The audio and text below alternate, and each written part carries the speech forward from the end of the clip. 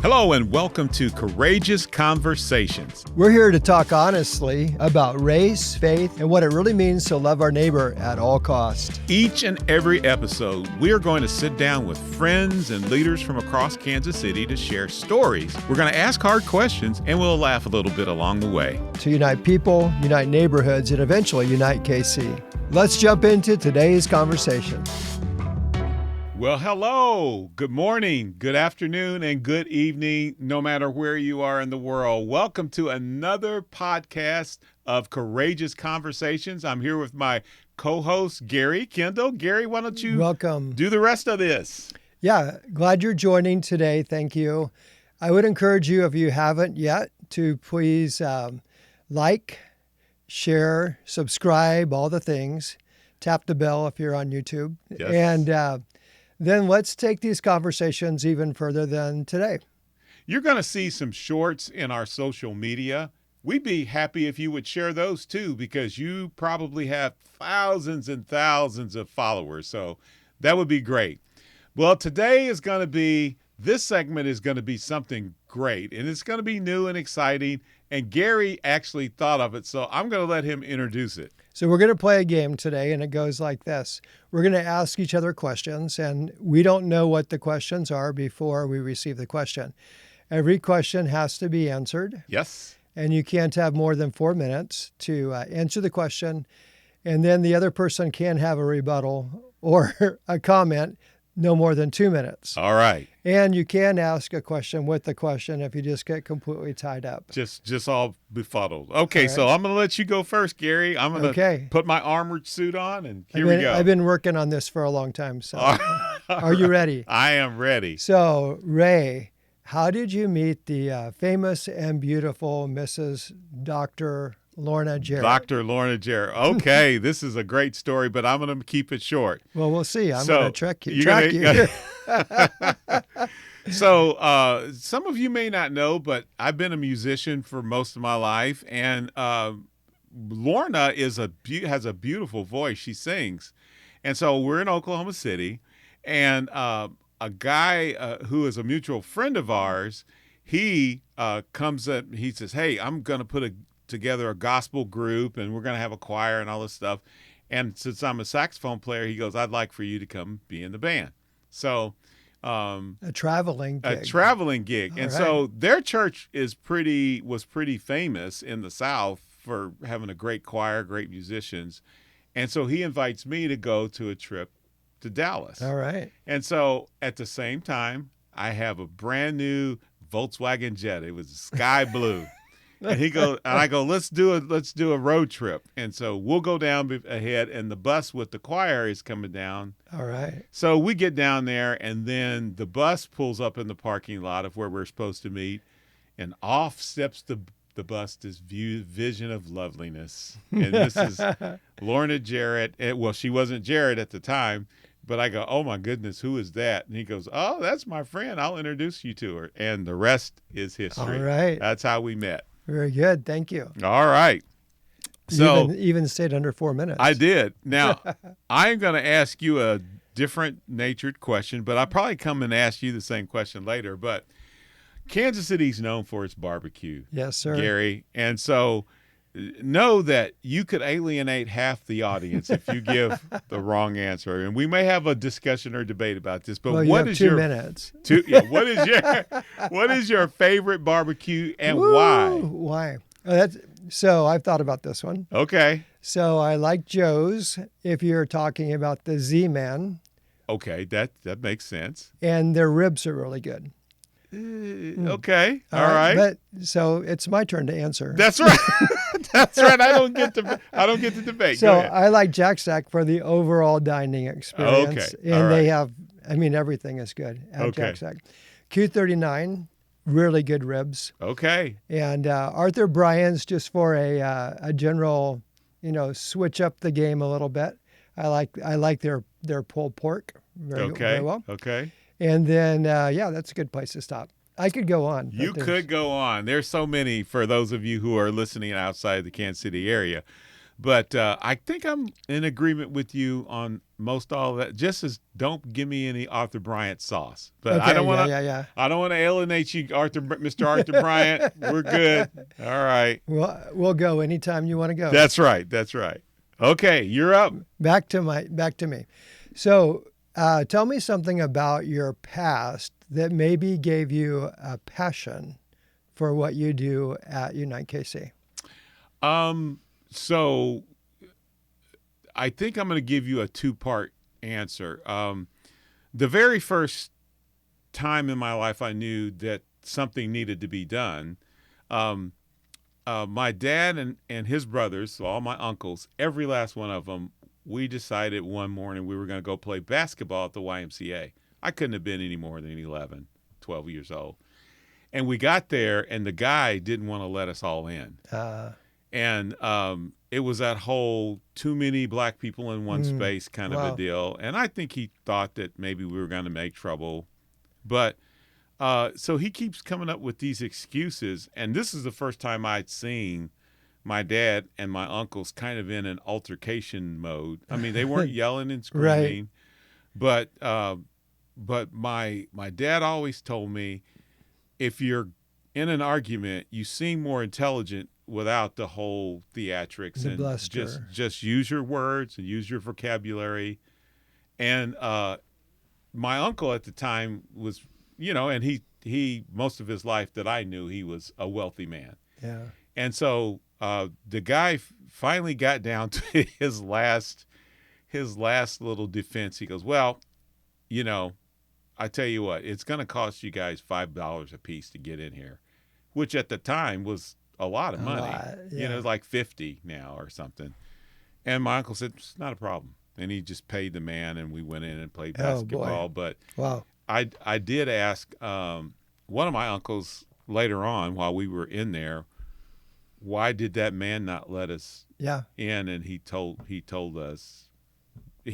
the reason that he thought, and I learned later in life that was probably true. But I never forgot that, and I knew that there was some justice. And then I've had lots. I could tell you story after story, but that would probably be the very first one that kind of impacted me. Yeah. Sorry about that. Hey. I think there probably are thousands of situations like that happening across our city all the time. Yeah. Not just with blacks and whites, but I mean, yes, across our city, different opportunities for people to show prejudice. Can you imagine right now what it's like to be Hispanic, knowing that ICE is out there? And, it's kind of one of the first times where I'm not worried about getting picked up or something like that. That's pretty tough. Is that my question? Or? No. That would be too easy for you, Gary. But I do have something along those lines. Okay. So, Gary, you have been kind of in this space a lot, and a long time. I was trying to mix the two up there. And so you're saying I'm old. I'm saying I can't really hide from my hair. You're seasoned. You're seasoned. So, but I would argue that you are probably more cognizant of what black people and other minorities go through just because of your background. So I'm going to ask you the ultimate question. Knowing that, what's it like? What are the big differences, or what's it like being a white person in America? Yeah. Well, I mean, in these days, you feel like you're always wrong. Oh, really? Okay, go on. And if you're old like me, you know that you're out of date. Yeah. But, well, it seems to me that in the culture that is competing for our attention all the time, so maybe the media primarily, that there's usually something wrong with what we are saying or doing. And sometimes even the way that we're described, like the dominant culture. I mean, I don't want to be described as the dominant culture. Are there more of us? Well, maybe if you chose any one particular culture numerically, but I don't like the word being dominant.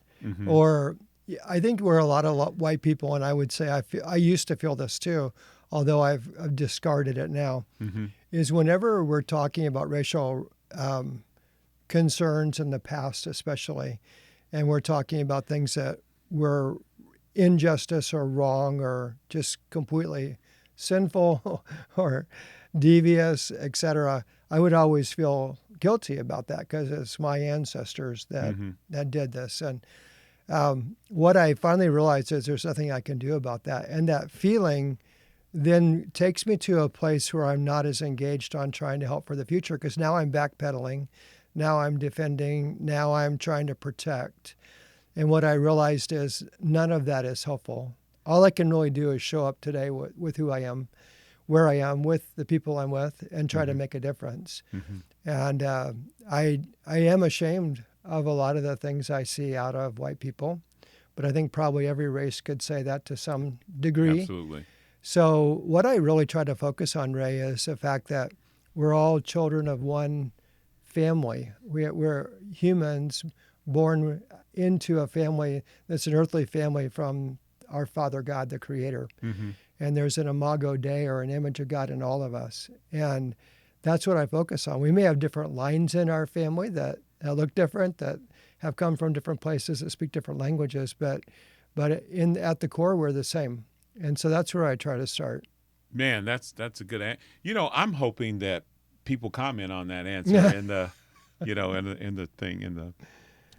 So, okay, here we go. It's my turn, and I'm ready for your question. Okay. So I've heard you say this for years now. You say, well, do one good thing. So when you say do one good thing, what do you mean by that? I love that question, actually.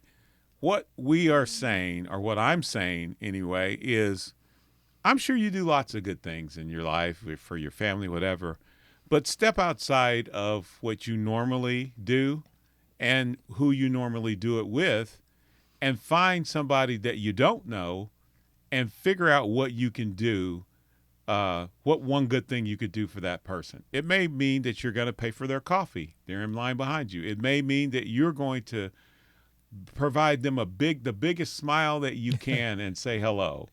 It could be that you walk up to somebody and ask them if you could pray for them. Yes. There's so many one good things, and you're going to find when you do that one good thing that it leads to another one and another one. And pretty soon your circle that used to look like this is now looking like this. And pretty soon you're going to just know everybody in the city, Gary. It's contagious. It's right. It's right. So for you guys who are watching, I've seen Ray do this many times.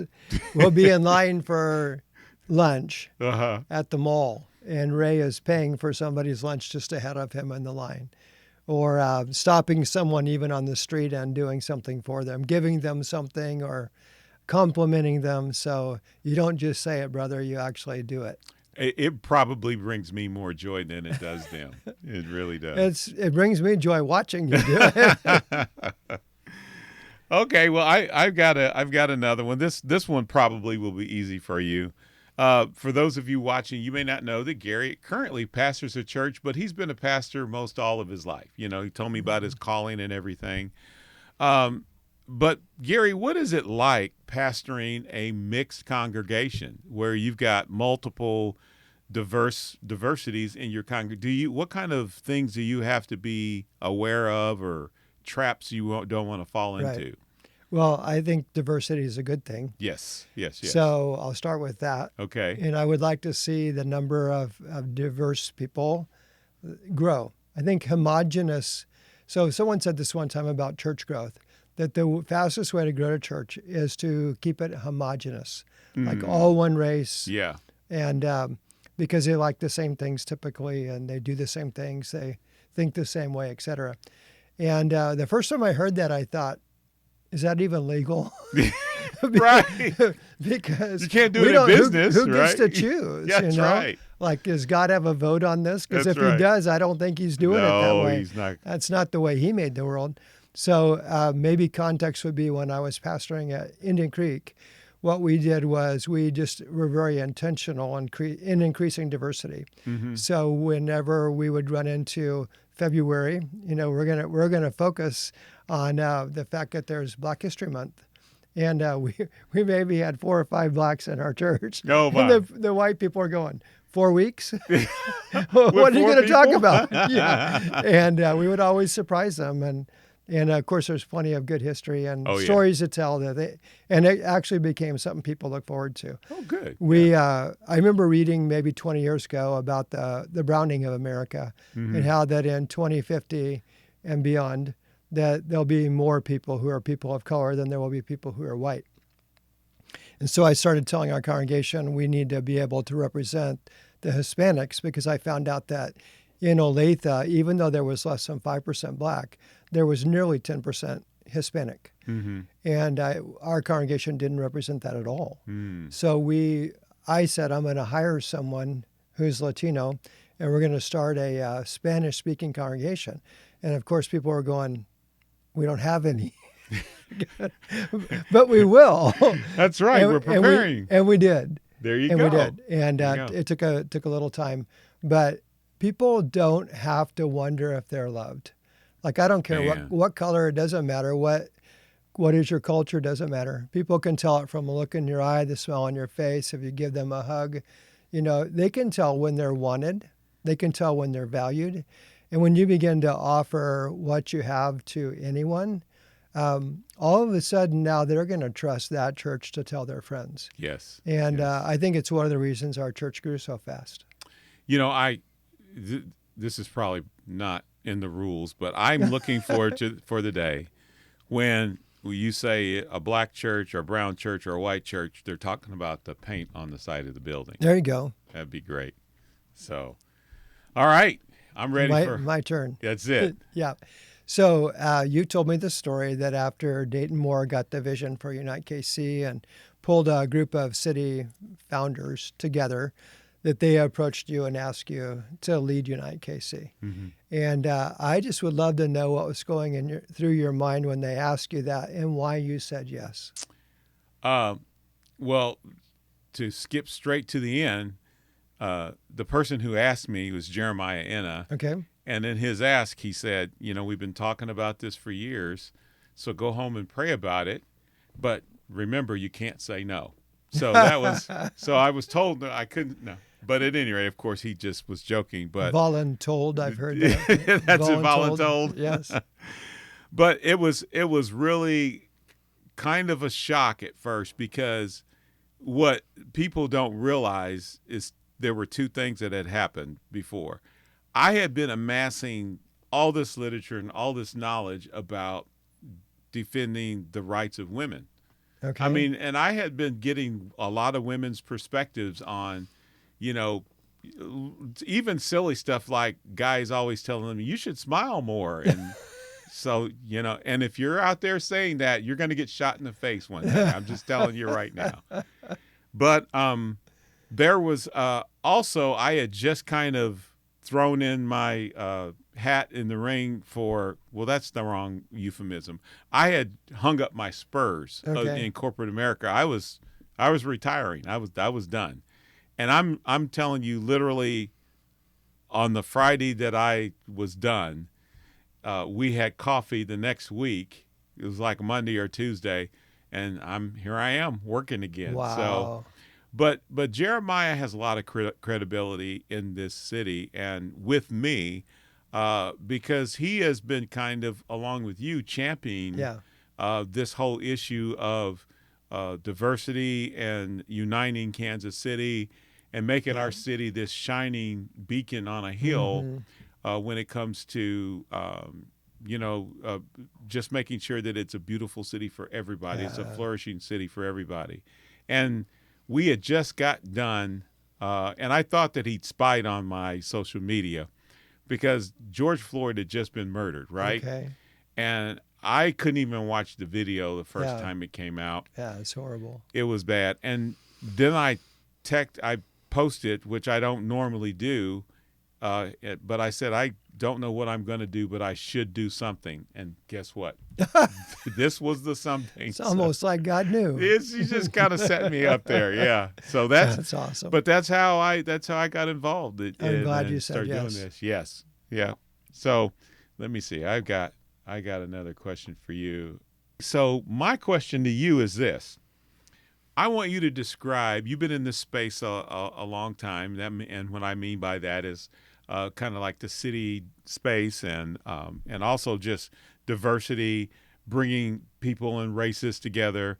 So I want you to describe for me the best day that you've ever had working in that space. Wow. Can I amend it a little bit, like one of the best? Yeah, one of the best. Okay. Of course, there's That way many, I I'm won't have sure. to go through elimination There process. you go. Well, there was a really good one a couple of weeks ago when Dave McGowan pulled his church, Community Covenant Church, together with LaShawn LaRon Thompson. Right. and Paseo Baptist. Yes. And in the afternoon, they had a great service, Pentecost Sunday, I think it was. Right. But anyway, they combined a white church with a black church, and it was glorious. So that would be one. Another one would be I've enjoyed every walk that we've yes, done. Yes. And I always feel a lot of affinity with the people who are walking, and it feels like that we're advocating together for something we all believe in. So those days have been kind of like some peak days. Yeah, that's really good. Okay, I'll accept that answer. What did you think I was going to say? Well, you know what? As soon as you said we just had it recently, I knew immediately what you were going to say. So that's good. And then, the Walk for Unity, the reason to me that's so great is everybody comes out for the same reason. They're Right. hopeful and they want to see. I'm always thinking all of Kansas City's going to come on that day. So. Yep. Because they would totally enjoy it. If they Other did. days are like underground performances. Yes. The first time I saw underground, I think I cried all the way through intermission. Oh, It man. stops at a very dramatic. It At a does, very doesn't it? dramatic point. Yeah. And I love our Spiritual Roots of Kansas City tours, the Dividing Lines tours. Those are always good days. Yeah. I just a little plug for the for the underground performance, which will be coming in 2027, February, the first weekend. But man, I'm telling you what, I've gone to all those performances, and rarely is there a dry eye at intermission. It is powerful. I can't imagine it. You got to go if you have never been. Right. So, okay. And it ends in a really positive way. It does. So I can't only talk about the hard cried, parts. but he laughed, he cried. It was. I it was cried like for the cats. right reason. That's for right. a good reason at the end. All right. I think we got time to go I have one round. more. Yep. Okay. So here's one more question for you. So why do you look at me cross-eyed when I order my eggs runny?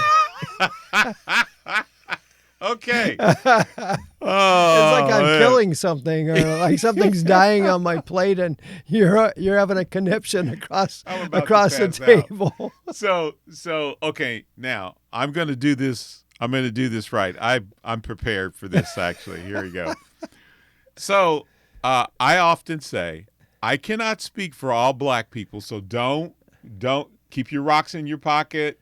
Don't think that I am including you in this overgeneralization, because actually the point of this whole eggs thing is that you think you know people, and you may not, and you can't put everybody in one basket. So Gary and I go out to breakfast every week. Mm-hmm. So we go out to breakfast every week. And I had just gone out to breakfast with a bunch of other people where we have this generosity breakfast. And I noticed when I got there, everybody had almost the same thing. And all their eggs looked runny, which is fairly disgusting to me. And it's not because it is disgusting. It's just that I've always had my eggs scrambled or either over hard. And what I noticed is that most people in my culture, the black culture, scramble their eggs. So we're at breakfast, and I'm going to have to shorten this story, but we're at breakfast. And so we asked the waitress, because I'm dying, Right. Do you have black people come in, and are most of their eggs scrambled? And she goes, why, yes, they are. And then and so then I find out that because most of these guys at this breakfast, and Gary and Jasmine, they all have their eggs running. I mean, they stab it and it just goes running all over the place. I'm just like, this is bad. So we come up with the overgeneralization that black people like their eggs scrambled and white people like their eggs runny. And we're just laughing about it because it's a nothing deal. But it does kind of, you could fall into that trap. And then guess what I find out? I go on a trip to go visit my daughter and her husband and my grandkids. and my daughter eats runny eggs. Yeah. So myth debunk or whatever. So yeah, but yeah. So much for being a social scientist. That's right. Yes. Yeah. So yeah. Okay. So now, Gary, I want for you to describe for me your worst day Oh, doing wow. this work. Whew, man, that would be hard. Well, I can think of moments. I don't know if there were whole days. I can think of a moment when we were in the middle at this church I was telling you about. We're in the middle of trying to bring in diversity. Mm-hmm. So at one point in time, we had a children's leader from South Korea. We had hired the Hispanic pastor who became the pastor of our Latino church. Mm-hmm. We hired Lester, who you've met, Lester Estelle, Right. as our worship director, who's black. And there were other things we were doing to try to build the diversity of our church. And a banker came up to me one day in church, and he said he was quite angry. Concerned would be the better one. And he goes, "Do you know what you're doing?" And I knew what he was talking about, and I said, "Yes, I do." And he goes, "No, I don't think you do." Wow. And I said, "No, I do. This is deliberate and on purpose. I think that's what we need." And he goes, "No, I think you're going to lose your financial base, and you'll lose the people who give to support this place." So we just built a new building, and it was beautiful and costly. And he goes, "How are we going to pay for this?" And I just said, "God will make it happen." But that was a low. There've been others, but that was a low.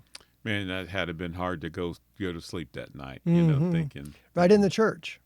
wow. From people that you would think would. And honestly, I think he thought he was helping. Like I think he thought he was protecting. But I mean, that just goes to show that a lot of the prejudice we have in our life is kind of unseen to us. Mm-hmm. It's like we have blinders on. We can't see beyond what we think reality is. Yeah, yeah. Man, I could see that being a downer. I mean, even an attack on your faith. Yeah. So. Yeah.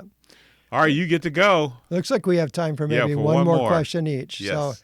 So we've been working a lot on some new office space, and you've been a big driving force behind that, you and your wife, Lorna. So what do you want the people in Kansas City to know about this office space, and by having office space, what will it mean? How can we increase the way we serve? Well, that's another great question, Gary, because obviously we can operate from anywhere. Mm-hmm. We have been, At home, at church, we got all these office spaces all across the city. Coffee houses. That's right. Coffee all across houses. the city. Man, so we've and thank you for all the people who've just opened up your little space to us. Yes. So we could do it. But what we hope is that by having a central location, that we attract people to come by and just find out more about Unite KC, We're about more the city. available. That's it. And so when you walk in there, there's videos going. We've got material. We've got a nice conference room where you can sit and we can have meetings. If you want to come and have coffee, we've got that. You'll do one good thing. That's right. That's right. We'll buy you a cup of coffee for free. There you go. So there you Yes. go. But it's now a place where where people can gather and meet us and see what we're doing in the city and how they can get involved. Yeah, gives us a little more versatility. Exactly. And we're right across from the Culture House. That's so it. We can partner with them even more than we already do. Yeah, as a matter of fact, if we have a gathering that's going to be over 20 or 30 people, the Culture House stage and studio is right next door. I mean, it's like 10 steps away. Yep. And they have a amphitheater that will seat 150 people. So if you want to see me put on a play and I'm going to do my acting and stuff, that could happen. I'm glad you didn't say dance. Yeah, no, I thought that's where you were headed. No, sir. I've been turned down too many times. So I'm going to end with a good one. It's probably your favorite subject. I'm going to turn it right around on you. So how did you meet the wonderful and talented and well-traveled Mrs. Belinda Kendall? And how did that all happen? Yes. Well, I met her at the university that we both attended. Okay. One day, I went into a very, very crowded lunch hall, and I couldn't find a place to sit. And I'm standing there with I just had salad at the moment, and I'm looking around and looking around, and I can't find even one seat. And finally, over there, I see there's a seat, and then there's a seat across from it. And I thought, oh, great. So I went over and grabbed the one seat. I put my salad plate down, and I went back to get my main dish plate. Mm-hmm. And so I'm getting it, and I come back, and I thought, oh, well, there's someone sitting across from me. I don't know who that person is. Never met that person. So I sat down and introduced myself, and she said, hi, I'm Belinda Barker from Moorhead, Kentucky, with a very heavy Kentucky accent. She was beautiful, long blonde hair, had a great smile. And that was the beginning. Man, she caught you with one quick She salad. did, yeah. Man. She drove a really slick black Monte Carlo, too. Oh, that was it. That was it. When she got in her car, I thought, huh. Look at here. I could go for a fancy Let ride. me see how she got that. There you go. Well, this has been great. We've enjoyed our time with you, and hopefully with all of our laughter and poking fun that we've got you more things that you can talk about. You can ask these same questions to people in your circle. And so, Gary, why don't you take us out? Sure, yeah. So I do want to say, at Courageous Conversations, we're always trying to say we start conversations here that we hope echo across the city. Mm-hmm. And you could do this with your kids, grandkids around your own table at home. You could do it with your staff at church or in your business or at your network meetings, kind of a fun way to learn more about each other. And I do think, Ray, on a serious note, that the more we know about each other, the more we find we have in common, the more kinship. And so I would say to anyone who wants to try to take your race relationships a bit deeper, start with good questions, ask questions, be quiet, listen, look for points where you might connect with each other, and then build on that. It's a great way to develop relationships with people that on the outside might look different than you. So you can find these Courageous Conversations on Apple, on Google, on Spotify, on YouTube. You can find them on unitekc.org. That's right. We have all the history of the podcast, and we would love for you to share us with your friends so we can just keep this conversation going. Well, thanks, Gary, and we'll see you next time on Courageous Conversations. Thanks for joining us for this episode of Courageous Conversations. We hope you heard something that encourages you to start these conversations in your own life. Because when we talk, listen, and learn together, we move closer to uniting people, uniting neighborhoods, and uniting KC. And don't forget, you can find more stories, events, and resources at unitekc.org. So until next time, go love your neighbors at all costs.